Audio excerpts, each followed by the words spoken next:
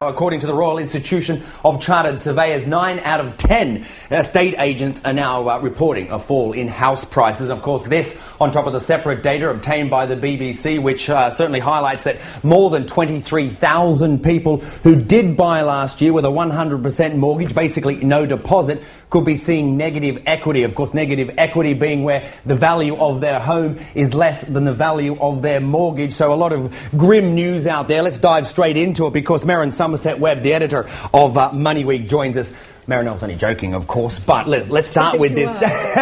Well, maybe not. Let's start with this 23,000 figure for negative equity. You say that's just the tip of the iceberg. It is absolutely the tip of the iceberg. This data only takes us up to the end of March, and we know that house prices really started falling in earnest in April and May, where we saw falls of 2% plus a month. So house prices are now, depending on whose numbers you look at, down somewhere between 6 and 8% from their peaks. And that means that it's not just people who've taken out a 100% mortgage who are in negative equity, but an awful lot of people who took out, say, a 95% mortgage, which is pretty standard. So they're getting hit as well. Talking of house sale, I mean the price of houses falling. We started seeing it as a, I guess what, as a slow decline, as a gradual decline, but that ball seems to be rolling faster. Absolutely. I mean that's usually what happens in a house market crash. You get a period when exactly what you're seeing at the moment, where you say volumes are at a 30-year low. You get a period when there's a standoff between buyers and sellers. The sellers are absolutely not going to drop their prices because they know what these houses sold for last year and they don't want to take any less. And the buyers are saying, well, I'm not paying that price, no way. And you get a point where somebody's got to give.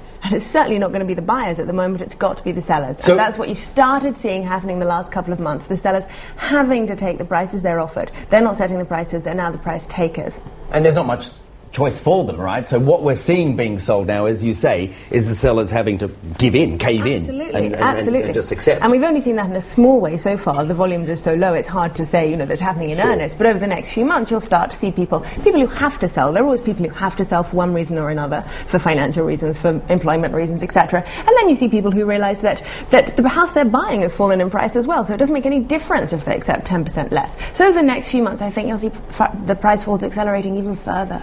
But surely there's some good news out there, at least for, say, first-time home buyers, if they've got the money, of course, for a deposit. Oh, yeah, I mean, this is all great news for first-time buyers. Not, I think, because it's a good time for them to buy a house. It isn't. If they want to get a good deal at the moment, they've got to have a 25% deposit, and you're talking 30, 40 grand. No one's got that kind of money at the moment. So I don't think it's good for first-time buyers in terms of actually buying, but it's great for them in that they don't have to worry about buying anymore. They know it's cheaper to rent than it is to buy in most of the country, and they can just forget about the ladder. They can just sit back, rent, and wait. So the pressure is off. Yeah, well, Merryn Somerset Webb from MoneyWeek, thanks. Always a pleasure there. See, I told you.